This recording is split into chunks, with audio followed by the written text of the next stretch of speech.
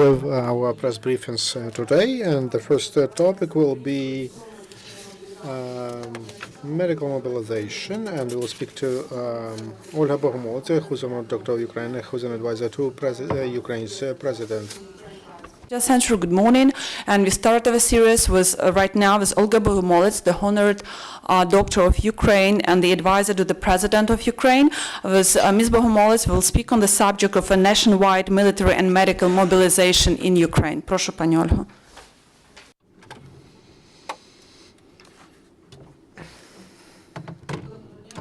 Good afternoon. Good morning. The topic of the briefing is the work. My work as an advisor to the president of Ukraine and an advisor on humanitarian issues. And what was done during the first week of my work.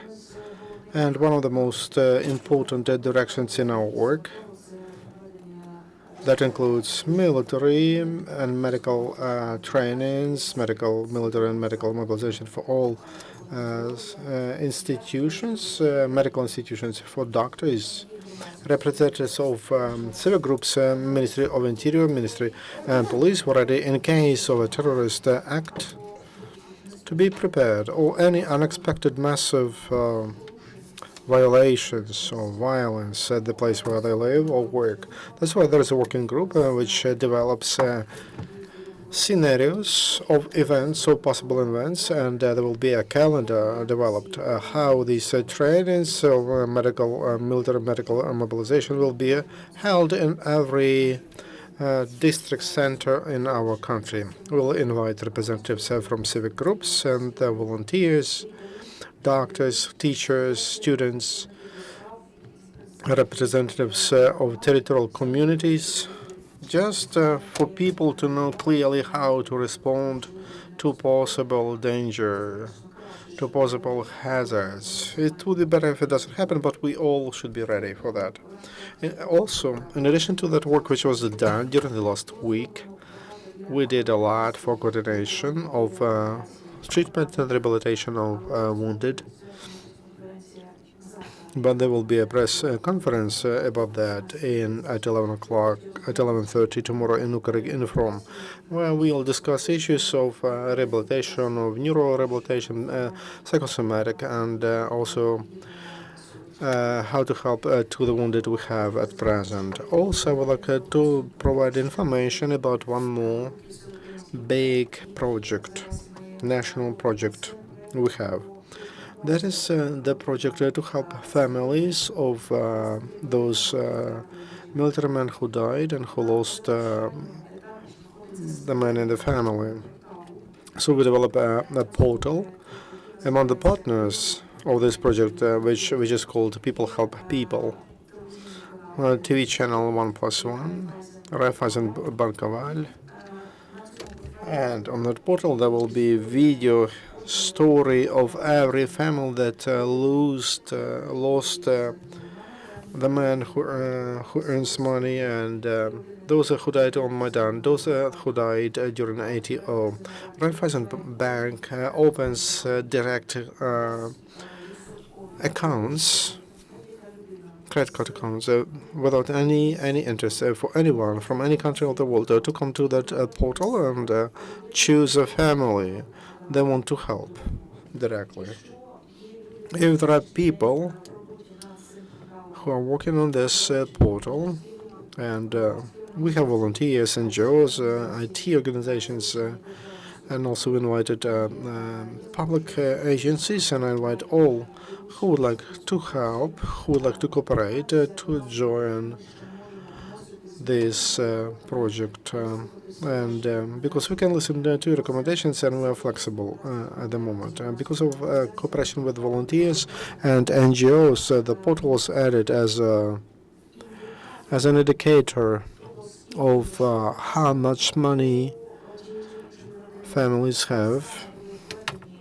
Also, penalties families get if that money is not used for the purpose and or for something else. We're trying to to prove that we can have a transparent and just resource, and nobody will doubt in it. Because many people don't trust funds and foundations. I also don't trust them, but that's why it's not a fund. It will be a direct assistance without any interest rate. So that's why the bank is a volunteer. They provide their service, and also IT companies are partners and volunteers in this project. And in every region of Ukraine, there will be volunteers together with a social services, and they will provide information after a personal agreement of every family, and they will provide information to that portal. In addition to just focused assistance, and in addition to assistance from abroad, that will allow to reduce falsifications. Because in internet you can see many credit card accounts with a request to help to orphans, to IDPs, and among our volunteers, there are many cases when trying to find that person, and but behind that credit card account there is no one. That cheating, that's that effort to make profit on the problem. Brings to the fact that people distrust. So that's why anyone who would like to get involved, who would like to work with families, who would like to work with this portal, we are absolutely open. And your request is sent to email info@bogomolets.com. And I'm ready for your questions. Please. Any question?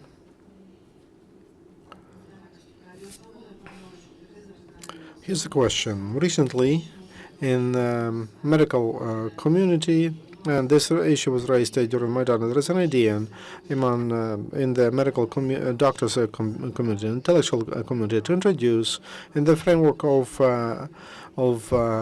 medical universities and institutes, a special course of military medical education or training.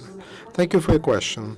And before I give you an answer, I would like to, on behalf of myself, on behalf of, I would like to welcome Radio Liberty with your jubilee, with your day of foundation, because Radio Liberty, for me, is that voice on old German radio my father had.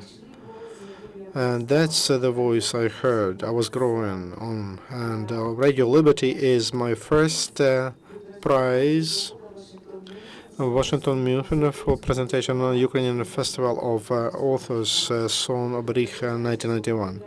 Radio Liberty is one of not many, among a few information sources in Ukraine that always supported the democracy and justice, and never were bribed, never took bribes. And that's the source that defended Alexander's hospitals when doctors were beaten, when trees were cut.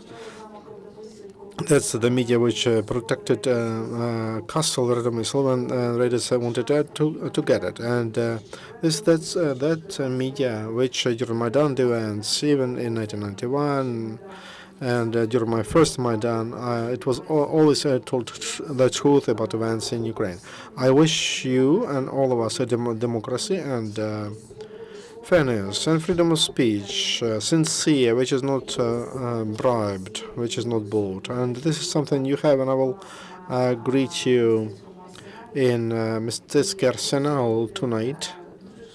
And I will do it honestly and sincerely, because we speak a lot about illustration of our authorities, but media in Ukraine, what evil they do when they are bought by political structures, when they're trying to clash Ukrainians between themselves. That's a catastrophe, and I support illustration of media, and then media which brings to splitting of the country, they also should be brought to responsibility. Coming back to military medical training, there is a decision after the first meeting which I held, and it was very good.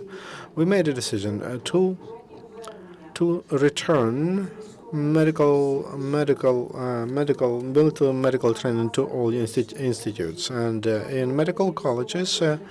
Also, the course they should give a course for civilians and coordination center to train on the base of medical military academy. A quick course for retraining and additional training for civic doctors, and we want in every hospital of Ukraine, several doctors who would have that military field training and who would be skilled in field surgery. During Maidan, doctors volunteers did a lot of mistakes, committed a lot of mistakes. Why? Because civil medicine is different from a military field surgery, just completely different. And if doctors on Maidan were trying to sew wounds as soon as possible, then in field military field surgery they don't do that, and that allows to do prophylaxis of secondary diseases. And so the process has started. The decision was made, and the military medical academy received that request, and now we will return that to Ukrainian schools, colleges, institutions, and universities, and every hospital will be prepared to react in case of massive casualties. One more question.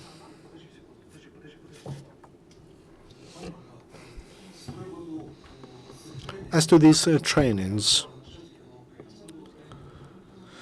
you are talking about, I'm interested if these people, teachers, trainers, students, will it be enforced on everyone, or will it be a voluntary course? And could those people be sent to ATO area? Is it planned? Thank you. If you want me to answer, listen to me, not to your phone, not to your phone. Otherwise, it makes no sense to respond to your question. This mobilization has nothing to do with sending people to ATO. It's about, during my young years, it was called civil defense. When all civilians in Kiev, for example, they should clearly understand in Zhytomyr or anywhere, in every town or in every city, if there is an explosion at the train station, at the factory, if there are massive casualties, they must know what to do, because when doctors start calling and asking where to run to the military commission office or to a hospital, we lose time. Doctors should know where to run. Students must know where there are stretches, and civil defense and the SAF, Ministry of Emergency. They have a scenario, clear scenario. Who should assess the size of a catastrophe? How many casualties are there?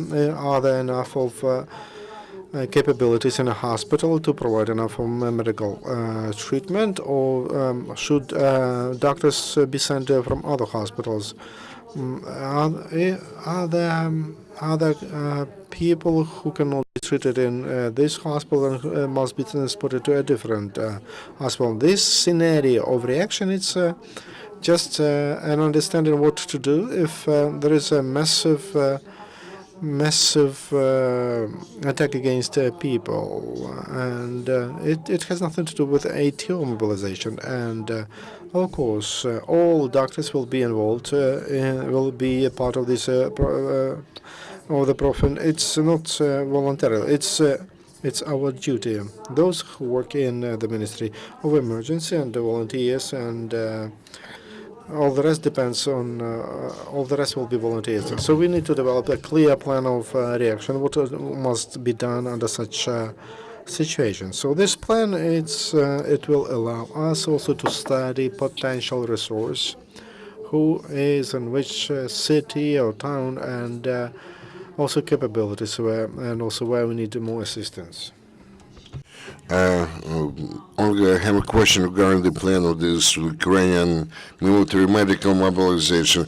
Let's put it this way, just to avoid misunderstanding. We are not talking about mobilization. We are, from the point of view, this kind of one-day mobilization for the training purposes. Let's call it military medical training all over Ukraine, but we are talking about the medical colleges, institutions, whatever else.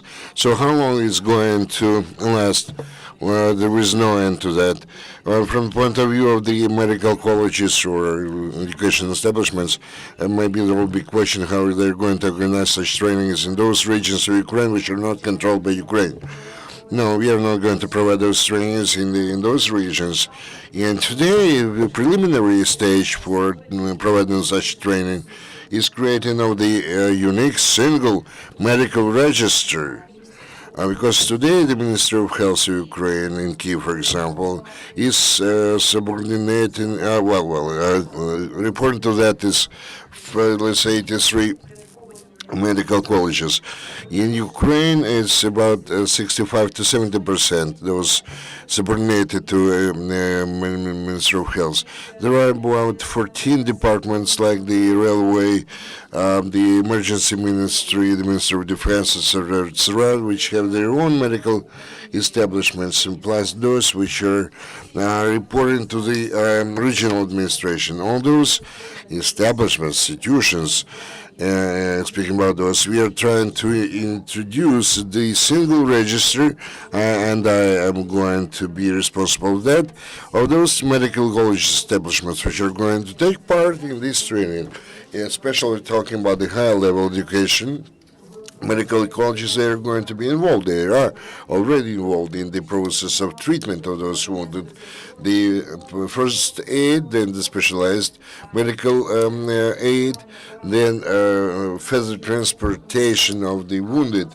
We didn't have such coordination before. We have a strange situation here because the medical institutions of different, let's say, which are subordinated to different ministries, they cannot coordinate their actions, and they could not exchange the information about the wounded. Today we have a special center represented all the departments of the law enforcement bodies, and who are already coordinated between themselves the pathway for the wounded. And so today there is no doubt among the doctors or the medical officers that spillage in this or another disease, or let's say where they're going to deliver the wounded or the wounded persons who actually were injured or wounded in the anti-terrorist operation territory. And we have a special, let's say, medical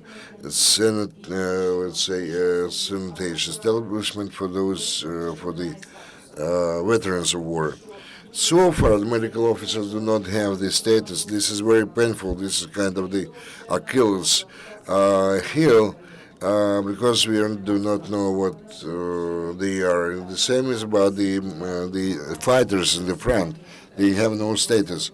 But again, today there is no doubt where to deliver, to move the fighters, either the voluntary fighters or the law enforcement soldiers, etc. Are you going to involve the voluntary organizations in this training? Because very often we had representatives of the World Congress of Ukrainians, World Ukrainian Congress, who provided training for the prompt of first aid to be provided to the fighters. Are going to involve representatives of such organizations? By all means, we are absolutely open to anyone.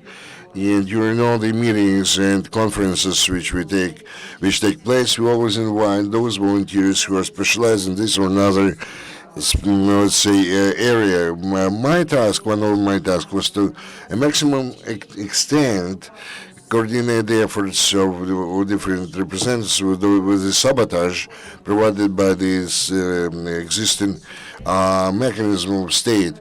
And that's why we organize in the local levels special training for those people who indeed are indifferent, and they take pains and they are really they want to improve the situation in this country. And we had yesterday a kind of conference regarding this cosmetic orientation. There were those medical officers who work in the front line and some other medical experts, and we are going to have a separate conference dedicated to the issues of psychosomatic rehabilitation, because this is much more difficult and complex than just somatic rehabilitation. For example, among those who need prosthetics today, we are talking about 23 legs and 9 arms. And those who need the psychosomatic rehabilitation, we are talking about dozens of thousands of people. Are there any questions? If none, thank you very much, Olga, for coming here, and we hope to see you next week with new information regarding holding such training. Thank you very much. I'll try to be here every week, once a week, and provide you with very interesting and useful information for volunteers and for the mass media, because the way you are going to translate this information to the general public at large, very much depends what would be the situation or perception of the people here in this country. I, for one, try to do everything possible today in order to provide our fighters with some elementary things, starting the selection of the blood group of blood required for the transfusion, especially for the fighters, for the young boys who are going to be, let's say, sent to this ATU territory. So please, if you know some facts, negative facts, so please inform myself personally. And I give you provide you the email address, Olga Bogomolets, monkey, gmail.com, and no excuses when they said that we could send 3,000 and we send only 300. This is no way. This doesn't work. This is something which had to be suggested for the consideration by the military court. And again, we have to provide psychological testing, because psychological testing is specifically something which can help us to prevent some of the consequences, negative consequences, which are irreparable. Thank you very much for your attention. I thank you, Olga.